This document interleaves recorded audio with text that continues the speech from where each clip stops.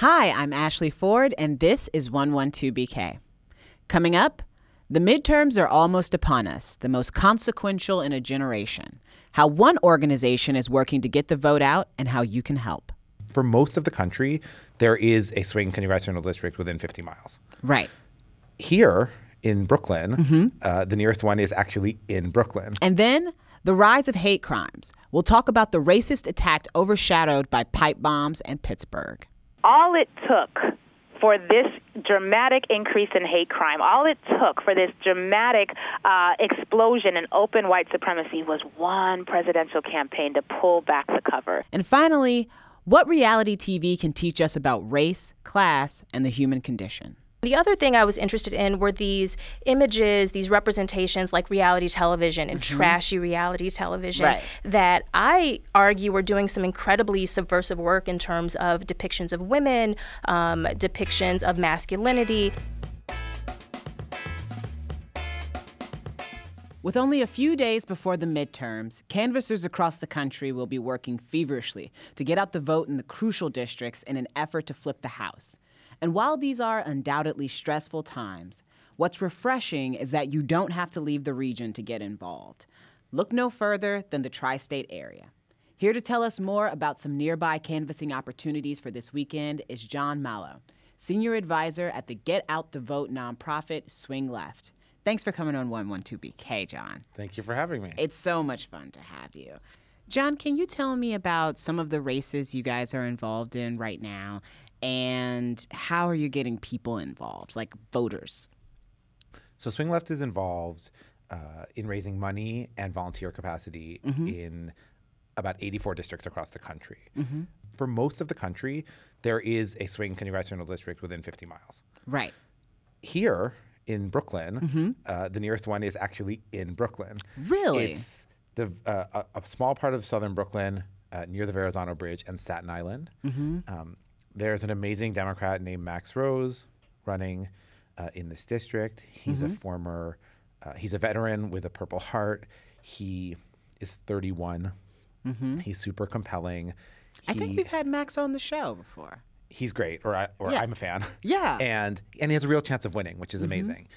It is true that Staten Island, which is the majority of the district, is more Republican than the rest of the city.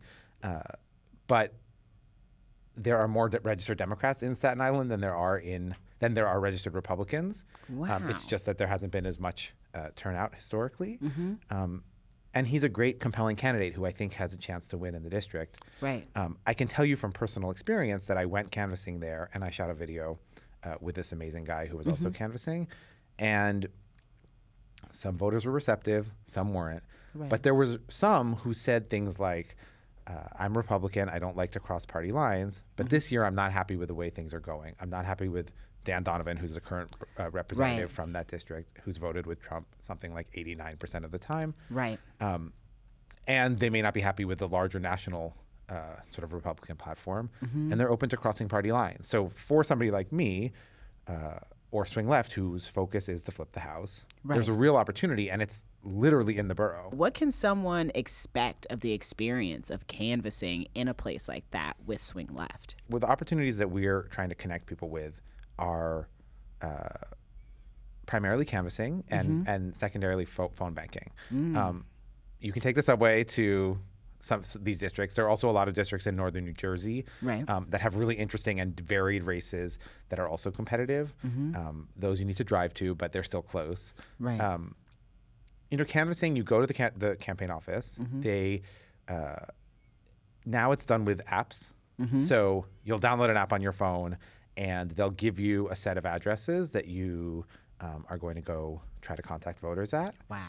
And it comes into I've done it. It's like it comes into this app, and the app allows you to input information about the person that you talk to there. Things like, a lot of times it's not home. Right. Sometimes it's home but not available. Other times it's home, planning to vote, home, not sure who they're voting for. In the Get Out the Vote period, which is the next few days, the message will shift a little to, are you voting Tuesday? Because people will be more likely to have made decisions about that. You'll also be given literature about the candidate. and other information about voting in that district that you can distribute to people. Things like where's your polling place or how you could get to your polling place. There's many studies that have shown that face-to-face conversations with voters are the most effective way to convince someone. But some people I know are like, they appear to be having the time of their lives, going out knocking on doors. Interesting. It's cool. You talk to people who aren't necessarily like you. Right. Although in most cases you're not if you're canvassing for a Democrat, you're going to known Democrats or either independent or unstated people. Right. They're not sending you to Republicans. What you are trying to do is inform people about the race and find people who are either undecided or are non-voters or haven't totally made up their plans, or are Democrats but need a reminder anyway. Yes, that you need to show up. And if we can do that, I think we can. I mean, I'm partisan. Like I'm a Democrat, right? If we can get more, there are enough of us to win if we get people to the polls. When we canvass heavily in an area, what does that end up looking like for the political candidates or the political party canvassed for in that area? So if you look at one of the reasons that we think this many districts across the country are in play is that the special elections that have happened this year have been promising for Democrats. So, for example, a Democrat named Connor Lamb won the special election in a district that it wasn't clear he was going to win, but he won by a number of hundreds of votes. Wow. So in many of these districts, these are going to be very, very close. And in that district, there were hundreds of thousands of phone calls and door knocks made, right? So if you look at sort of like the number of voter contacts that happen, they far, far exceed the number of votes that these races are decided on. Right. And they're making the decisive difference. Like if you, it's true in many of these districts. Like, you know, there's polling in many of these northern New Jersey districts that suggest they're in play. People are either neck and neck or within the margin of error. You know, Swing Left has developed a bunch of tech tools that are really making it easier to find opportunities to do this kind of voter contact work. Right. So if you go on swingleft.org, there's a take action page, or there's a get involved page, or there's a donate page. There are all these different pages, but basically it puts you into this web interface that will show you all of the highest impact things you can do nearest to whatever zip code you enter. Thank you so much for being here. I really, really appreciate you coming on and talking about this. You're very welcome. Pipe bombs and a massacre in Pittsburgh were pretty much all we had the bandwidth to talk about last week in America. So you had to be paying close attention to hear about another dreadful crime that occurred. A white man with a gun tried to gain entry to a predominantly black church in Louisville, Kentucky suburb. But the doors were locked. So he headed to a nearby supermarket where he encountered Maurice Stallard, a black man unknown to him, and shot him multiple times. He then went and shot Vickie Lee Jones, a black woman in the parking lot. There were reports that another white man with a gun confronted the shooter, who then said, "Whites don't kill whites." Kentucky prosecutors have not charged the killer with hate crimes. To learn a little bit more about this event in the context of racially motivated murders in American history, we're joined on the phone by Lurie Daniel Favors, General Counsel at the Medgar Evers Center on Law and Social Justice. Lurie, thanks for taking the time today. Thank you so much for having me.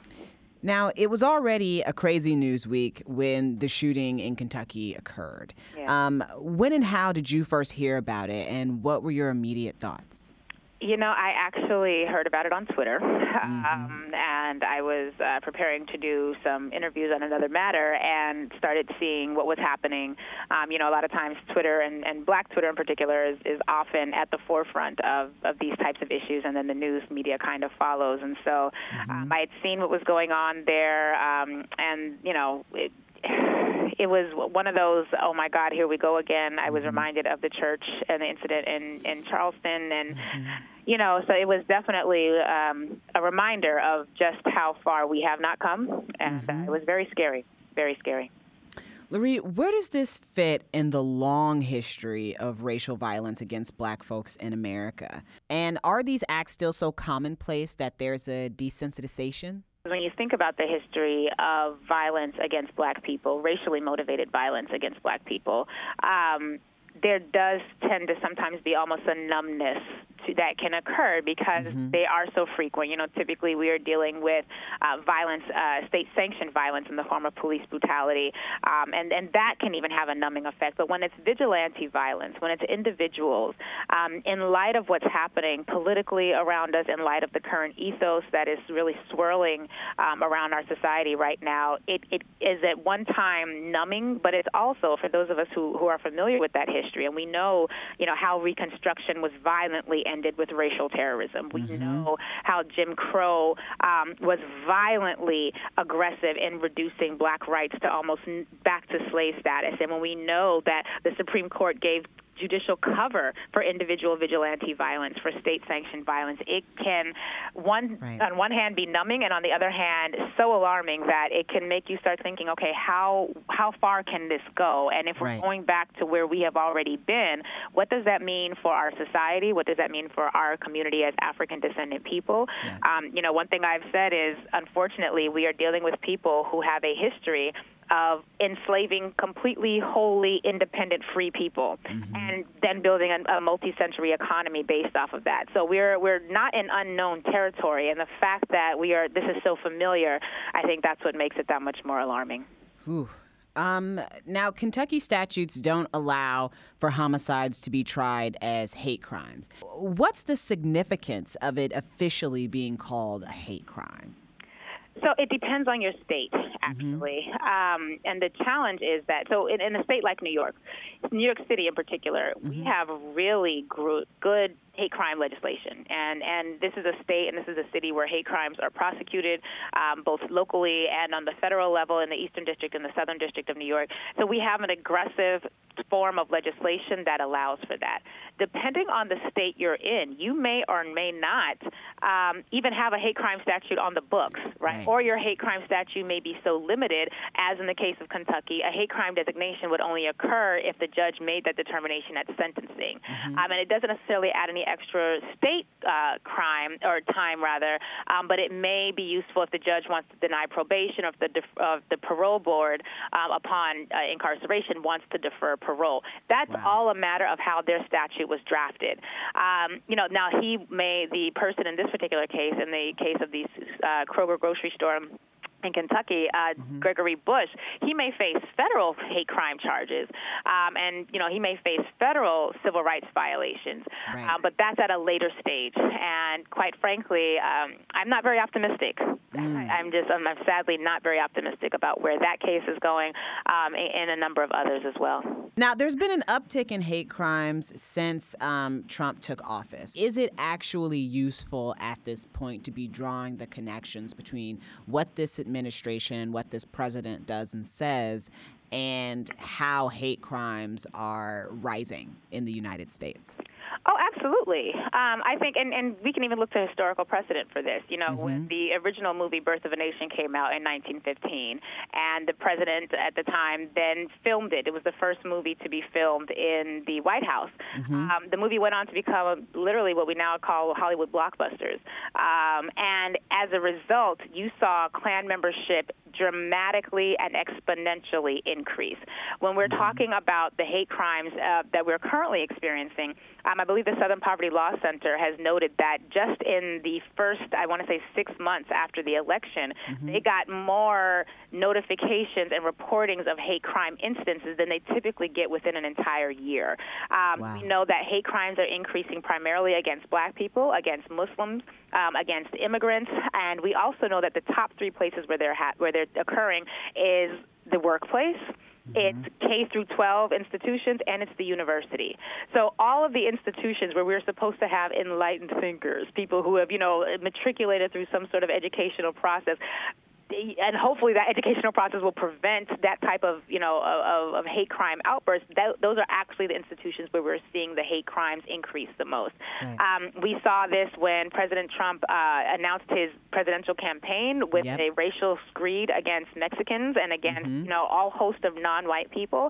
And as he has now identified himself as a nationalist, as he has, decided that there are very good people on both sides. I'm going to quote Andrew Gillum, and say, I don't have to say whether you're a racist or not. The racists believe you're a racist. Listen. And so that is empowering them and energizing them and giving them fodder. I mean, we can look at folks like David Duke, the commentaries they have made, where they have said, I don't care what else this president does. Essentially, like, he's on our side, and we're going to interpret this as we so wish.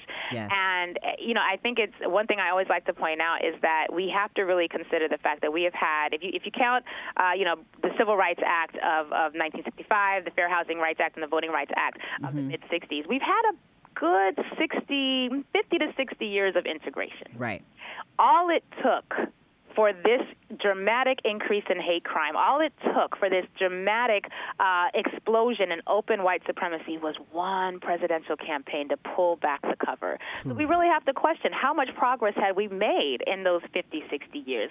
How sustainable was it when we know that from the time the Voting Rights Act was enacted, there had been actors who were working to decimate it, and they finally accomplished that in the 2013 Supreme Court case, Shelby v. Holder. So this is not anything new. This is a continuation, and we need to think about it in those ways, because if we don't, we will not have the depth of response. We will not have the depth of analysis needed to mount a response in a way that will actually, one, leave our society better off, two, let alone leaving us alive. Lurie, thank you so much for your time. I feel like I could talk to you for another 15, 20 minutes. Thanks. Hopefully someday I'll get the chance to, but I really appreciate you talking to us about this today. Thank you. Thank you. Up next, there's the conventional wisdom that negative portrayals of individuals who then become stand-ins for groups, say Black people, serve to perpetuate stereotypes. But a professor of media culture at the College of Staten Island has a slightly different take. In a new book, she explores the idea that disreputable representations of Black people in popular media can pose questions about Blackness, Black culture, and American society in ways that more respectable ones cannot. Her name is Racquel J, and her book is Double Negative: The Black Image and Popular Culture. We talked about it the other day. Here's that conversation. Racquel, thank you so much for joining us. Thank you for having me. It's really my pleasure. Can you talk to me a little bit about Double Negative and the inspiration for writing it? Sure. So Double Negative is an exploration of the subject of so-called negative images. And those are representations of Black people that tend to get dismissed as being frivolous or stereotypical or trashy, the types of things that people cite when they say this image is setting Black people back. And so in the book, what I wanted to do was do a critical exploration of those images, and I actually argue that they can pose strategic questions about race, gender, sexuality, politics, and identity in American society. Right. So these would be images, not just like, because, people hear images and they think, oh, photos. You're talking about photos of people. It's like, no, in depictions in television, in film, like in all of these ways that some of them we would go, that is the wrong depiction. That's the wrong, you don't want to put that out there about us. And it's like, well, actually, there's something deeper there that we should be talking about. Right. In the book, I try to tackle things that have been dismissed either from scholarly attention. So the first chapter of the book is about coming to America, because when I was researching Coming to America for a different project, I couldn't find any scholarly writing about it, which I thought was sort of odd, given how popular that film is and how often it is cited and referenced, 30 years after the fact. Right. And the other thing I was interested in were these images, these representations like reality television and trashy reality television that I argue were doing some incredibly subversive work in terms of depictions of women, depictions of masculinity that they're not really being credited for because they are dismissed as being trashy. Talk to me a little bit about that. Well, I think it's complicated to give sort of an easy answer. But, there's a reason that the cover of the book has Flavor Flav on it, because part of it was really inspired by me watching The Flavor of Love and also following Flavor Flav's career resurrection on VH1, and specifically with Flavor of Love, which got dismissed and panned everywhere as, setting Black people back. And that's a whole other sort of issue that we can talk about. But what I thought was fascinating about Flavor of Love is that there was so much discussion about the negative representations, the antics of the women on the show. And when you watch Flavor of Love, if you sort of pay attention to the formal elements of the show, the music, the mise-en-scène, it's very clear that it is a satire. It's a satire of shows like The Bachelor. Right. And to me, there's something very powerful about criticizing the idea that women should be competing for an engagement ring. Right. And Flavor of Love is completely turning that on its ear. And to me, that is very subversive in terms of gender politics. Right. Can you talk to me a little bit about formal negativity? Formal negativity, sure. So formal negativity for me, it's a concept I talk about in the book where there are certain structures in sort of classic Hollywood cinema that we equate with quality or a film or television show being good. And one of those is, for example, the idea of the A plot and the B plot in a film. And so if you've seen, a romantic comedy is a good example of this, right? The A plot is always the main characters, it's the love story, and the B plot are sort of the supporting characters where the comic relief happens. So classic Hollywood cinema says that you pay attention to the A plot. That's what matters. Now, a film like Coming to America complicates this because you have an A plot and a B plot.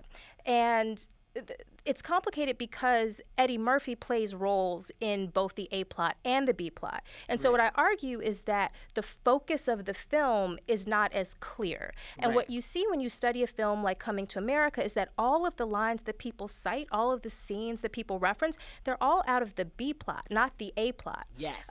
So an example that I often cite is that Coming to America ends with this fairy tale wedding. That's how you end a Hollywood romantic comedy, with the big fairy tale wedding. Right. But that's never what people reference. They always reference the failed engagement that happens in the beginning of the film. Yep. And she's your queen to be. Absolutely. Yes. I mean, in the book, I talk about the number of times that gets referenced. I mean, Snoop Dogg and his wife, they throw a Coming to America themed birthday party for their son when he turns 16. Candy Burris on The Real Housewives of Atlanta models her wedding off of that engagement scene from Coming to America. Right. Nobody references the fairy tale, actual wedding that happens. Nope. And if we're only sort of doing this through a conventional way of understanding film and media, we miss all of the really interesting things that are happening in Coming to America. What I really want to get across with the book is the idea that that's not the only way of looking at these things. And so, when I watch a show like Jersey Shore, which is not in the book, but I'm a huge fan of Jersey Shore. Right. Yeah, the people fight and they get drunk and they do all kinds of, sort of so-called trashy behavior. But what I'm really struck by are the friendship bonds on that show. And there's something very relatable about that to me. Right. Or when I watch a show like Love and Hip Hop, I have never jumped across a table at somebody in a fight. Right. But there's something about having a space to explore all of these messy, complicated emotions that particularly women of color face that you don't get to see represented anywhere else, really, that I think is incredibly cathartic for viewers. Tell me more about that, because I really, really feel that. So there's a couple of things. I mean, first, it's my own viewing experience. And one of the things that I'm interested in with these shows is that they're always talked about in terms of identification, right? That's sort of the fear. That's the criticism that young black girls will watch Basketball Wives and they'll identify with these women and they'll want to imitate them, right? It's sort of a role model theory of media. And what I'm arguing for is the idea of empathy, right? Some kind of emotional empathy that happens when you watch. And that doesn't mean identifying with the behavior or the specific characters, but coming from a place of emotional understanding with what they are experiencing. So a lot of the situations in the shows that I watch might not be personally familiar to me, but I completely understand that experience of being frustrated by a friend who's talking behind your back or trying to make something happen professionally and running into obstacles all over the place, and interpersonal relationships and tensions you might have with a partner or somebody you love or with an ex, or trying to make a relationship work when things get really difficult. Or another thing that Love and Hip Hop focuses on is women struggling to balance their personal and professional lives. Yes. How are you able to be a mother while also pursuing your professional ambitions? And those are things that I think especially women of color can relate to, that have not typically been depicted on television or in film. What's the problem with quality discourses? So what I would argue is that quality discourses tend to be very coded and in ways that we don't acknowledge. So quality is not an objective term. Quality implies economic capital to make an image pretty. It means that you have the money to buy good cameras and to hire high quality crew who know how to shoot things. And we tend to talk about quality as if it's just a thing that exists outside of those structures when it doesn't. Quality acting means you pay people their union wages, right? Or they have their SAG cards. All of those things are part and parcel of how we understand quality. Quite frankly, quality, I would argue, is often often a way of talking about structures that we equate with white film and television. So an example I always bring up is The Wire, which I think is an amazing, fantastic show. But within film and media studies, I've noticed that that is the black show that scholars always want to talk about. And I've wondered if that isn't because it's also buffered by these markers of quality, like the fact that it airs on HBO. So what do you consider ratchet reality TV? You know, I don't necessarily know that I have a definition of ratchet as much as I try to understand what the broader discourse is understanding as ratchet. Right? And so to me right now, ratchet reality television, which I would put in quotes, is all of the VH1 shows, right? Basketball Wives, Love and Hip Hop, those types of things. Those are what I would consider to be ratchet reality television shows. But I think it's important for us to think about, what does ratchet mean? Does it just mean poor behavior, or does it mean excessive behavior? Does it mean sort of self-aware performance? Does it mean behaviors that challenge conventional ideas of what a woman should be like on television? Yep. I'm going to say the latter with that one. And you're a media professor. So that makes me want to ask you this last question. Well, actually, no, I'll have one more after this, but this question first. What would your students be surprised that you watch? So I've taught a class on reality television. So they know. And I incorporate reality television into everything. They're always surprised that I watch Jersey Shore. They're always surprised that I love Love and Hip Hop, and that I've written and published on Love and Hip Hop. And there's usually a funny moment where students come to my office to chat with me, and I'll always say, well, what do you like to watch? And they never want to admit it. I had one student just last week actually come in and say, what do you like to watch? She said, oh, the really trashy stuff. I said, like what? And she said, like Love and Hip Hop. I don't know if you watch it. And I sat her down and I opened up the New York Times on the New York Times website, and I showed her the piece on Love and Hip Hop I had just published. Oh my gosh. Were you like, girl, let me tell you about Lyrica and A1? Oh, I told her, I said, close the door, sit down, get comfortable, let's chat about what's happening with Safari. Right. In the 30 seconds we have left, how do all the people who are going to want to get your book now, how do they get it? Okay, so you can buy it on Amazon. It's Double Negative, The Black Image in Popular Culture. It's on Amazon. You can also buy it on the Duke University Press website. It's fantastic. I hope everybody buys it. Thank you so much for being here, Racquel. Thank you. That's the show for today. Please join us next week for a special conversation with New York City's new nightlife mayor. Can't wait. See you then.